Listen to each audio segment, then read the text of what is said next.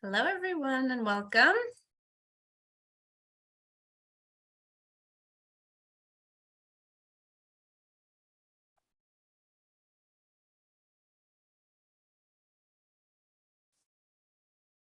Welcome, everyone. We'd love to hear where you're coming in from. If you want to write into the chat, let us know where in New York you're based.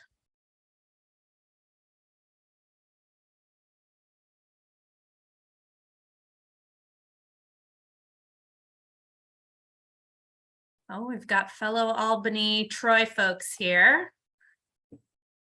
That's where I'm based. See Long Island, Syracuse, Rochester. Oh, it's so good to see folks from all over the state. Westchester County, Watertown, excellent. Well, thank you to everyone for joining us today and for those joining us on social media. My name is Sharon, and I am the communications manager for Audubon's New York and Connecticut offices. Today's webinar features an inside look at the Clean Water, Clean Air, and Green Jobs Environmental Bond Act for New York State. And our presenter is Erin McGrath, policy manager for Audubon's New York office. The webinar will be recorded today, and it will be available to view immediately on Facebook, and it will also be uploaded to YouTube. We'll send out links in a recap email after the fact. Your questions are welcome in the chat box at any time, and at the end of the presentation, we will have a question and answer session. So we'll get to all your questions at the end. With that, and with one more reminder that this is being recorded, we will begin, and I'll pass the microphone over to Erin. Thanks, Sharon, and thanks to everybody who's joining us today. I'm really happy and excited to be able to share the news about the Bond Act with you all, and also to talk about how it's going to help us with the climate emergency that is facing birds and people. So today we're going to talk about two different things. We're going to talk about birds and the climate emergency, and we're also going to talk about the Bond Act. So we'll get started right off with talking about climate.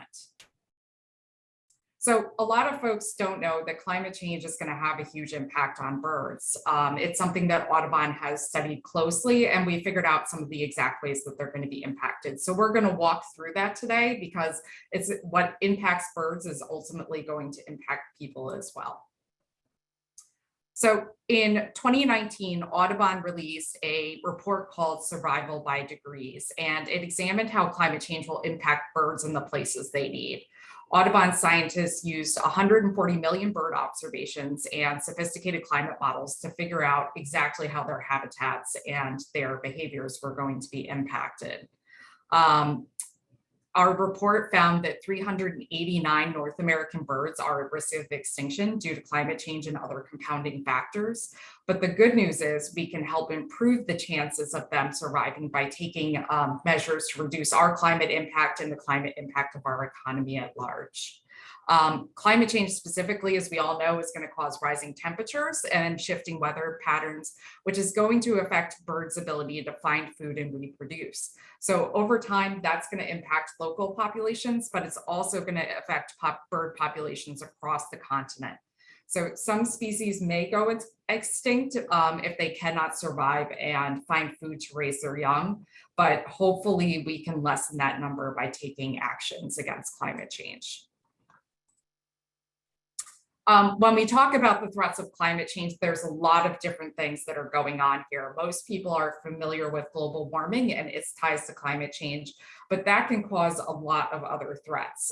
Drought is one of the obvious ones, spring heat waves, but we can also have more fires. It's going to cause increased urbanization as folks move out of areas that no longer provide suitable conditions. It's also going to cause heavy rain, which in turn can cause lake level rise. And we're also here in New York State, of course, going to see sea level rise along the Atlantic coast. So what we see here is a map of New York State, and it's actually showing the 5 vulnerabilities on the right. So these are the climate threats that we're going to see in New York State. Those are sea level rise, urbanization, extreme spring heat, fire weather, and heavy rain. And not just one, and obviously those are all going to affect different areas of the state, and we're also going to see multiple threats. So what we see in the picture on the left is what areas of the state are going to face how many impacts from climate change. So, in the southern portion of the state, we see there's only going to be 1 or 2. That's usually going to be sea level rise. But upstate, we're going to face a number of threats, including heavy rains. We've seen that a lot this summer. Drought, we've also seen, and in the future, there may even be more fire weather. So by examining all of these climate related threats, we can figure out how they're going to affect birds and their range. And we can determine if a particular species will be vulnerable. So here you see the top 5 climate threats that we talked about, and also the number of acres that are going to be affected, and also how many bird species are going to be affected in each range. So it gives you an idea of just how extensive that threat is, and also the number of bird species it will impact. So sea level rise is going to affect lower acreage because we're only talking about the Atlantic coast, not to diminish it. And it's going to affect a few bird species. But things like heavy rain, which are going to affect the whole state, are going to affect a lot more acreage, and by extension, a number of bird species. And as part of our report, we dug down to figure out which birds were vulnerable, but then also how vulnerable they were. Because some birds are going to be able to gain range as climate change and their habitat shift, but some are not. Some are very particular birds and only like a particular type of habitat, and they're going to be at increased risk due to climate change. So what we see here is that there's going to be 54 highly vulnerable species, 62 moderately vulnerable species, and 36 low vulnerable species. And this is under 3.0 degrees of warming. So this is sort of like the worst case scenario. But what you can see here is that under the 1.5 degree scenario, which is what we can achieve if we start taking action right now, we reduce the number of species that are going to be highly vulnerable. A lot of them fall down to moderate vulnerable, and a lot more are going to become low vulnerable or stable. So this is really good news. It means that reducing our warming will have a big impact on birds. So we need to act now to reduce the amount of carbon that's being released into the atmosphere and make sure that we limit warming to 1.5 degrees. So we need to not only reduce our carbon emissions across the economy, we also need to make sure that we absorb what is emitted by natural climate solutions like reforestation, or with technology that removes carbon from the air. But this is still really big picture, even though we're seeing specific species that are impacted. So let's drill down into 2 species to see exactly how these vulnerabilities play out. So using the piping plover as an example, we can bring these numbers to life and really see climate change's impact in New York State. The piping plover is a small, charismatic shorebird. It nests on New York State's coastal beaches, and they share a lot of habitat with people and other wildlife. Because of that, it's already endangered across a lot of its range, and that's due to both that habitat disturbance, but also due to loss of habitat, since people like to build places along the beach as well. The piping plover is threatened by sea level rise. It's going to come up and inundate its nest. And also spring heat waves can endanger young birds in the nest. They can get too hot, and those aren't the ideal conditions for survival. So sea level rise is going to be a threat no matter what along the Gulf Coast. We'll see that at both 1.5 and 3 degrees of warming. But at 3 degrees of warming, 87% of the piping plover's range is going to be lost because it will become climatically unsuitable. So they are one of the birds that potentially could be highly impacted by climate change. But what we'll see here is I'll go through some of the maps we were able to produce with the data from this study. Right here, you can see the current habitat of the piping plover. It ranges all over Long Island and up the Connecticut coast, also down into New Jersey. And typically they're coming up here to breed and raise their young, and then they go back to the Caribbean and Central America in the winter.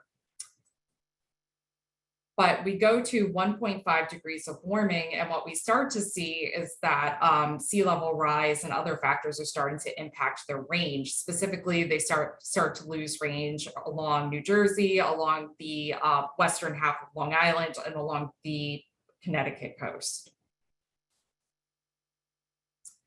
At 3 degrees, we see that they lose that range entirely, and that's due to high sea level rise. So this means that they won't be able to come back to New York State to nest and raise their young. They are going to gain some range as marshes migrate, as new beaches are created, but there just isn't going to be enough of that habitat to support current populations. So that is a bird that is going to be highly impacted by climate change. Now, looking towards upstate, I chose the black-throated green warbler as our representative, and it's going to be impacted by a different set of climate variables because obviously we don't have sea level rise threatening us upstate. So the black-throated green warbler nests mostly in conifers and deciduous and mixed forests. Its numbers have been declining over the past couple decades, though recently it's been relatively stable. And that's mainly been due to habitat degradation and loss because our forests are fragmented and unfortunately being fragmented further by human development. It's currently a species of least conservation concern, but it is one of the species that's going to be highly impacted by climate change. We are expecting that heavy rainfall will make it really difficult for them to reproduce successfully. Heavy rainfall can fill up nests, and it can also make it difficult for the parents to go out and forage for food. Just like us, they don't want to go to the grocery store in the middle of a downpour. So it's going to make it really difficult for them to successfully rear young. So what we found was that at 1.5 degrees, 52% of the bird's current breeding range in New York is going to be climatically unsuitable. And at 3 degrees, 88% of their breeding range will be unsuitable. Because of this, we expect the black-throated green warbler to be shipped out of the 48 contiguous United States. It will probably shift north, but that's going to be limited by the amount of boreal habitat that's available in Canada. So going through the same exercise that we did before, here is the black-throated green warbler's current range. It is mostly in the Catskills and in the Adirondacks. But as we start warming, we quickly lose that habitat. We can see that some holds over in the Catskill Park and the Adirondacks, but in the rest of the state, they quickly lose that. And then at 3 degrees, you can see that they hold on to a teeny tiny bit up into the Adirondack Park, but otherwise they lose most of their range throughout New York State. And also you see up in Canada, they lose quite a bit of range as well. So usually when we do these presentations, they're a bit of a downer. We see that birds are going to be heavily impacted by climate change. It's hard to think about what can I do. It's hard to change your individual habits, and of course, individual habits have a limited impact, even though they're really important. But fortunately, right now, there's something you can do that will have a big impact on our ability to fight climate change, and that is by voting yes for the Clean Water, Clean Air, and Green Jobs Environmental Bond Act on November 8th. This bond act was really conceived as a way to direct funding towards climate change, much like the Inflation Reduction Act just did at the federal level. So this is something that we can easily do to help us align the state with achieving our climate goals. So what is the Bond Act? Bond acts are not something that everyone is familiar with, but it's a financial mechanism the state can use to make a really big investment. So the Clean Water, Clean Air, and Green Jobs Bond Act is a ballot measure. That means that it has to be approved by New York State voters, and you'll have the opportunity to do so on November 8th. So if passed, This measure is going to protect clean water. It's going to help protect public health. It's going to improve environmental protection, and it's also going to improve the quality of life in New York State, especially for disadvantaged communities that are on the front lines of climate change. As it's going to be known as ballot proposition number 1, and that measure is going to be located on the back side of your ballots. So on the front side, you'll have your usual candidates. We'll be voting for governor, for senator, for assembly member, and for other statewide offices on the front. On the back is where you're going to find those ballot questions. So you just need to make sure to flip it over and take a look for that.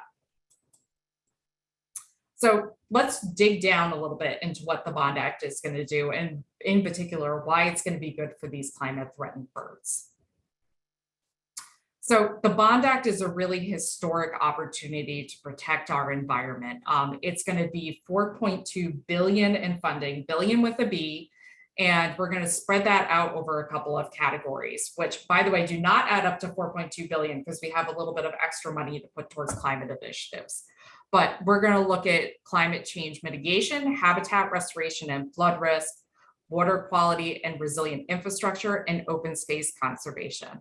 So when we talk about habitat restoration and flood risk reduction, we're lucky because those two things go hand in hand, which means we can have a lot of impact in providing habitat, but also reduce humans' risk to flood. Through the Bond Act, we're going to be able to restore floodplains, wetlands, and streams that have really been impacted by human development. We've lost 60% of our wetlands here in New York State historically, and we've also lost a number of smaller streams and a lot of our floodplains. So making sure that we're able to restore those is going to be a natural way for us to reduce flooding. And it's also going to provide important habitat for marsh birds, for those that live in riparian areas. So that's really going to be a huge way that we help adapt ourselves to climate change. There's also going to be a lot of forest conservation. Forests, of course, sequester carbon. They also provide us with forest products. So they're a great way for us to sequester carbon and make a contribution to our economy. We also were able to include in the Bond Act a special provision for projects that help endangered and threatened species. So if a species is already struggling, it's possible that it's also going to have its vulnerability doubled by climate change. So with these projects, we're hoping that a number of them will go towards threatened and endangered bird species. We can help to give them a leg up when it comes to enduring the impacts of climate change.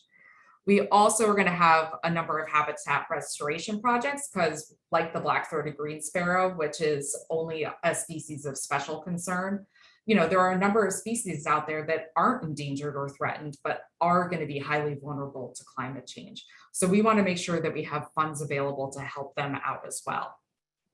Now, open space conservation and recreation, this is one folks should be familiar with because it's it's one of the oldest ways that we conserve land.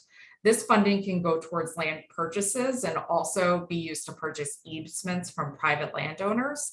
So that's going to help us to pick up areas that are climate strongholds that are going to remain more resilient in the face of climate change, and also help us to protect fragile habitats that are going to be especially vulnerable. We're also going to put some funding towards recreational infrastructure. That's going to make sure that as many people as possible are able to get outside and enjoy the outdoors. And that's important not only because it's important for us to commune with nature, but also because it gets folks more invested. We saw a huge number of people turn out and get on hiking trails, out in kayaks, canoeing during the pandemic. And that's how people feel that they need to protect the environment. So we need to continue building that bond so that we can make sure that we're able to make investments against climate change in the future. And when we talk about water quality improvement and resilient infrastructure, a lot of municipalities have outdated water infrastructure. There's an $80 billion need when it comes to replacing both wastewater and clean water infrastructure in New York State. And while we've made really significant down payments at the state level and are receiving help from the federal government, there's a lot more to be done. And we also want to make sure that a lot of that funding is earmarked for green infrastructure. So putting in things like bioswales, like permeable pavers, putting in rain gardens, so that we don't have to rely exclusively on man-made infrastructure. That's really important because wildlife do use those areas that are surrounded by green infrastructure. It helps to add to areas like community gardens and parks and make a bigger footprint. So that's something that we're really happy to see. This is also going to help us make investments in our agricultural lands. Those are really important to birds and people. People, of course, get food from them, and birds frequently reside on agricultural lands, either in fallow fields or in active row crops. So those are areas that we want to make sure where agriculture is being practiced sustainably, and also that we're increasing the soil health on those lands. Because if we have healthy soil, that can also help to sequester additional carbon. And of course, we want to make sure that we're reducing non-point source pollution as much as possible and reducing nutrient runoff. So those will all help to make our agricultural lands more healthy, and also make sure that they aren't contributing unduly to the development of climate change. And when we talk about climate change mitigation, the last category, this is really important to Audubon because this is going to put a lot of funding towards utilizing natural and working lands to sequester carbon. So it's making sure that those agricultural lands, our forest lands, et cetera, are being utilized in a sustainable way, because you can harvest crops, you can harvest timber, and make sure that you're doing it in a way that doesn't have negative impacts on the environment. We work really closely with private landowners on their timberlands. You can actually do patch cuts to help increase species diversities, tree species diversity, which attracts more birds. So this is important to us because we can create bird habitat at the same time that we're increasing carbon sequestration from our forests. This section of the funding is also going to provide a lot for climate mitigation and adaptation. So when we talk about sea level rise and the flooding that's going to be occurring on the Atlantic coast, we can help to use this funding to help make our shores more resilient, to help with marsh migration as we start to lose those beaches. So that's all really important to both people who are going to be protected from those floodwaters, and also from the birds that are going to rely on those interim areas for habitat. But in addition to all of these sort of nuts and bolts projects, we're going to get a lot of larger benefits from the Bond Act. Like I discussed, the Bond Act is going to safeguard clean drinking water and prevent contamination, runoff, and pollution. It's also going to support all of those communities that have aging wastewater and clean water drinking infrastructure, because a lot of them cannot even afford to take out a loan. The interest alone is too much. So they need help from New York State in order to make sure that their residents have clean drinking water. Slide advance. Also, the Bond Act is going to modernize the infrastructure and revitalize the economy, replacing lead pipes, upgrading sewers, fixing roads, retrofitting buildings, and expanding clean energy. All of those things create jobs and also strengthen local economies. There's a lot of urban centers that have a lot going on, but this is really going to help small communities upstate and other rural communities by injecting jobs and funding into those economies. We're also excited because the Bond Act is going to improve public health and safety. The Bond Act is going to mitigate those impacts of climate change that are going to affect people the most, so flooding and also excessive heat. It's going to help to clean the air we breathe and also expand access to our parks and natural spaces. The Act is also going to help support clean school buses, community gardens, street trees, green roofs, and cooling centers that are going to save lives during heat waves. Importantly to Audubon, it's also going to look at conserving our natural resources, so some of that old school conservation, because we all depend on a healthy environment to give us ecosystem services. We depend on clean water, fresh air, food for our families, and places to go out and explore the outdoors. And when we do all of those things, it's also going to help us protect wildlife habitats and make sure that we have access to recreational opportunities. Importantly, the Bond Act is also going to invest in disadvantaged communities. The Bond Act is going to help advance environmental justice by investing at least 35 to 40% of total funding in disadvantaged communities. So those are the ones that are most harmed by pollution, either due to co-location of peaker plants or other industries that produce a great deal of waste. So we're going to make sure that some of this funding is targeted to help them and to make sure that they aren't even more impacted by our changing climate. And last but not least, the Bond Act is going to create good jobs. It's estimated that the Bond Act is going to support nearly 100,000 local family sustaining jobs. And there's going to be at least $25 million worth of municipal or state construction projects on which prevailing wage and project labor agreements are going to be required. So this will ensure that those are all good paying jobs that pay people a livable wage. So what you can do to help this, to help us get the Bond Act passed is two things. One is you can get ready to vote. So October 14th is the voter registration deadline. That means that you need to make sure you are registered to vote by then. Either you need to go and fill out a paper application at your local board of elections or at one of the state agencies who participate in the National Voter Registration Act, which is most of them. Or you can register to vote online if you have a driver's license, and you can do that through a portal available on the Board of Elections website. Also, equally important is if you have moved recently, you should make sure that you update your address. This will dictate which polling station you go to. So make sure that your address is updated because you don't want to wind up at the wrong polling station.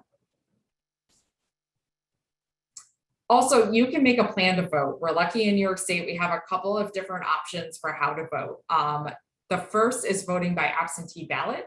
You can go online and request one of those now. The deadline to request a absentee ballot by mail is October 24th. You can pick one, and you can pick one up in person up until November 7th. But that postmark has to be completed and in the mail by November 8th. So it actually has to be stamped, as being received by November 8th. So you need to get it in by then if you want it to be counted, or return it to a polling site. They are also able to accept them. Your other option is you can vote early in person. Every single county in New York has early voting at designated sites. It isn't as many sites as on election day, but there's usually a few spread throughout each county, and there's usually shorter lines, and you can do it on your schedule.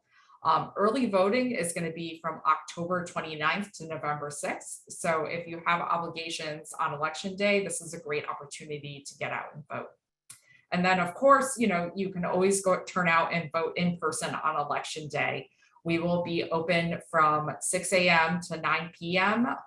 So if you get in at any point in time, you can go ahead and cast your vote. But now I am going to turn it over to Sharon, who's going to talk about how you can spread the word about the Bond Act. Thanks, Erin.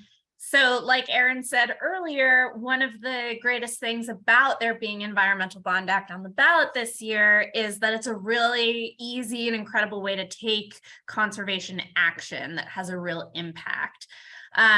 So you can start by spreading the word to friends, family, connections through social media, of course, through email.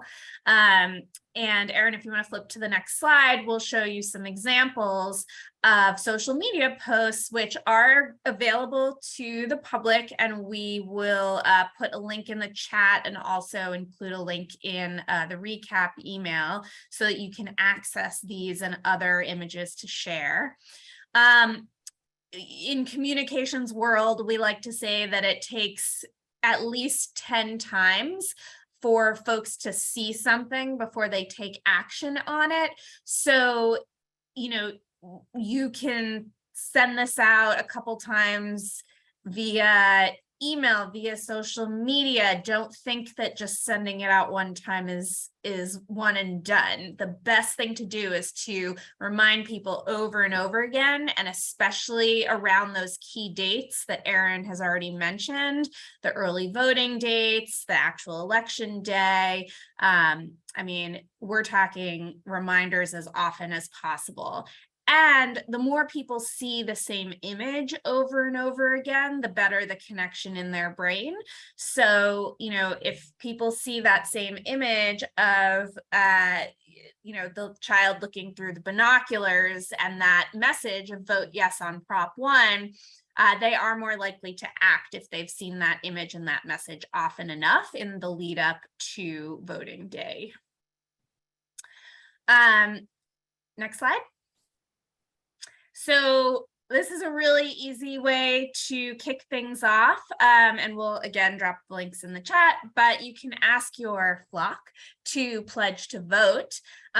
If people make this simple pledge on the page that we link you to, then we can also help send reminders for folks to vote yes on that ballot measure on the day of.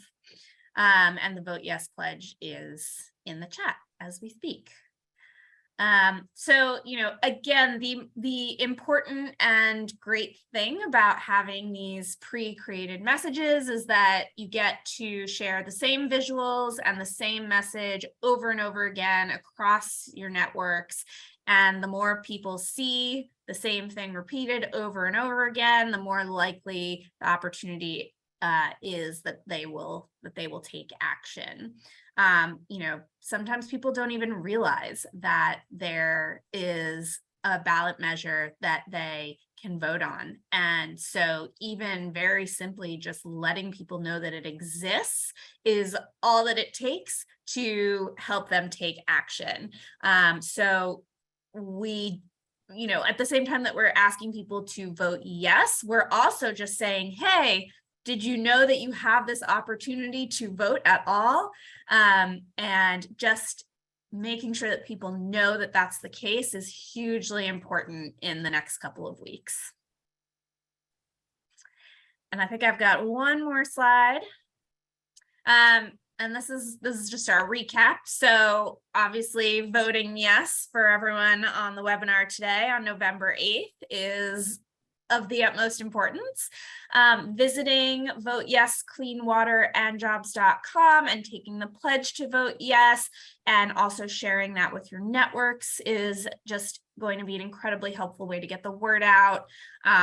Hopefully you are registered to vote already, but if you're not, you can do so at the website that we have listed here. And you can follow and retweet and engage with us on social media at New York Bond Act. That is the coalition, the official coalition for the New York Bond Act. So at this point, we have pretty much concluded our presentation, but we do want to open up the floor for questions. So if anyone has questions for Erin today, or even for myself related to communicating about the Bond Act, you can feel free to drop those questions in the chat now, and we are here to help. So we'll give everyone, I know it can take a few moments, we'll give everyone a few moments to think of any questions that you have. Let's see, how do I confirm whether or not I am registered to vote? Perfect question, because I was also going to say, if you have questions about voter registration or about voting, I can answer those too. So you can go to the Board of Elections website. You can enter your first name, your last name, and your date of birth, and it will let you know not only if you're registered to vote, but also where you are registered to vote. So that's a good way to know too. If something went funky with an address change, you can go to the Board of Elections website, or you can go to your local Board of Elections and fix that. So that's actually not a bad thing to do, to go and double check that you are in fact registered to vote and to make sure that your polling place is correct. Erin, this one is for you. Do you know what projects in NYC are in the Bond Act? Are there any particular projects in the Bond Act? So we don't have particular projects yet because a lot of these projects are going to be awarded pursuant to a competitive process. So New York State will offer a grant opportunity, and nonprofit organizations and other groups will be eligible to apply for them. But we do know that a significant amount of funding has been carved out for projects that could be in New York City. One of them is urban forestry projects and increasing the tree canopy. That's really important in New York City to decrease the heat island effect. Because when you have a whole bunch of concrete and pavement, that really just heats things up. It heats it even more than if you were in a suburban or a rural area where there's shrubs and trees to absorb that heat. So increasing the tree canopy will help to decrease temperatures in urban areas and make sure that people have safe temperatures, because that can be really dangerous for little kids and also for the elderly. We also are going to see funds be invested in community gardens and green spaces. It's especially important that we do that in urban areas because of all those impermeable surfaces. Because when we have increased flooding event or increased rain, that means we're going to have flooding events. And unfortunately, with pavement, all that water has no place to go. But green spaces can serve a multitude of purposes by absorbing a lot of that flood water. So community gardens, parks, bioswales, those all will help to reduce flooding in urban areas and are something we need a lot more of. Thanks, Erin. Who and how to access funds? So who can access them and how can they be accessed? So I talked about this a little bit already, but all of this is really designed to go out on a competitive basis. So nonprofits are going to be eligible for funding. So folks like Audubon, the Nature Conservancy, the Sierra Club, if they have on the ground projects, they can apply for funding. There's also going to be funding available to municipalities, especially for those clean water projects I talked about. There's a lot of cities, towns, and villages that want to make investments, but just don't have the funds to do it or know that they're going to raise taxes on citizens who can't afford it. So this funding is going to help them undertake those projects.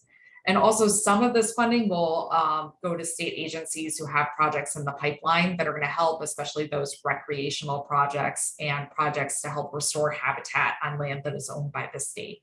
So we're hoping that a whole bunch of people with different ideas are going to be able to access this funding because it's going to make sure that we have a really holistic approach when it comes to addressing climate threats. Thanks, Erin. We have someone wondering if the money in the Bond Act is being allocated geographically. So is there a certain amount being allocated to upstate versus downstate? It is. So the plan, I will have to double check if it's in the legislation itself, but the plan that is understood by everyone is that it is going to be distributed equitably between downstate and upstate and also between the different regions that are upstate. We want to make sure that everyone gets their fair slice of this because we're all going to be impacted by climate change in different but equal ways. Obviously, we do want to make sure that that 35 to 40% goes to disadvantaged communities because they are going to be unevenly impacted by climate change because of the disparities that they're already facing. But we are going to make sure that goes to disadvantaged communities throughout the state. We definitely do not want to be in a situation where all of the funding is going to one region or one county. That wouldn't be fair. Thanks, Erin. Just for the few folks asking in the chat, yes, this recording is going to be available for all registrants, so you can definitely share it. It is already available on Facebook, but we will be uploading it to YouTube and then sending it out to everyone in our recap email, which should go out by the end of this week. Let me just scroll back up for a second. You mentioned that there will be a grant process for NGOs and the like to request funding. Is that open already, or has it been developed already, or is it only if and when the Bond Act is approved? So funding isn't available yet. We got to make sure it's approved first because nobody wants to fill out an application and then find out there's no funding. That wouldn't be a good time. But we do know that we're going to make use of a lot of the state's existing programs and also use it to complement federal programs. One that I know off the top of my head, we have the Regenerate New York program in New York State, which helps private landowners use sustainable practices on their woodlands. That is potentially a place that money could flow through if there's additional applicants that could be served. Also, it could be used as match for things like the Great Lakes Restoration Initiative, which does ecological restoration on the ground. So those are the types of things that we see this going towards. We don't want to have to reinvent the entire wheel in order to address climate change. There's a lot of programs out there that can already help it. They just need more funding in order to have a greater impact.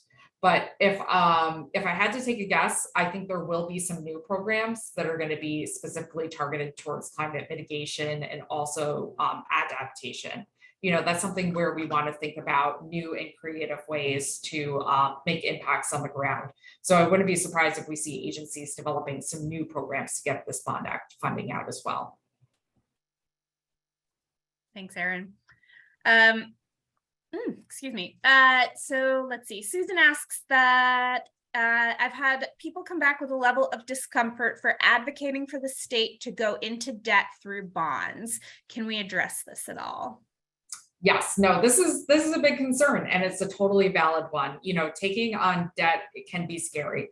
But in this case, we want to be able to make a sizable investment in a timely manner. You know, the cost of inaction far outweighs the cost of action when it comes to the impacts of climate change. If we don't make our cities more resilient, they're going to be more susceptible to flooding, and we're going to have to keep repairing that damage over and over again. So we really need to make a financial investment now to become more resilient, to help save wildlife, and to make sure that people are ready to face this. So I know it's a big chunk of change, but we've been doing bond acts for quite a while. It's actually a really good fiscally sound way to make a large chunk of money like this available. And each year we do a thing called paying debt service, which is almost like a credit card payment. We pay back a sizable amount. And fortunately, the government gets a much better interest rate than you or I do. So doing this is a really good way to make sure that we're investing in our environment, even in the fiscal environment we are now. We still have to make investments in the environment, just like we do our house. You know, you don't put off repairing the roof that's leaking just because you have to take out a loan to do that. So that's sort of what we're looking at right now. The roof is leaking and we need to address it so it doesn't cause a lot of damage in the long run. Thanks. And we got a couple of helpful comments in the chat. Someone who reminds everyone that the League of Women Voters is doing a lot of work before the election to get everyone registered, and that could be a good resource for folks. I'm just reading.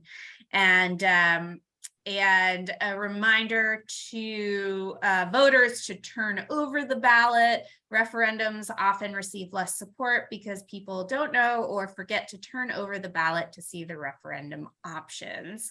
Thanks to everyone who is putting comments in the chat as well. That may be helpful to folks who are on the webinar. Let me see. Let's see. Neil asks, can individuals buy bonds? Not sure if that's out of your scope. Oh my gosh, that's a really good question. I think anyone can buy governmental bonds. I know my parents bought some when I was born, but that's about the extent I know of it.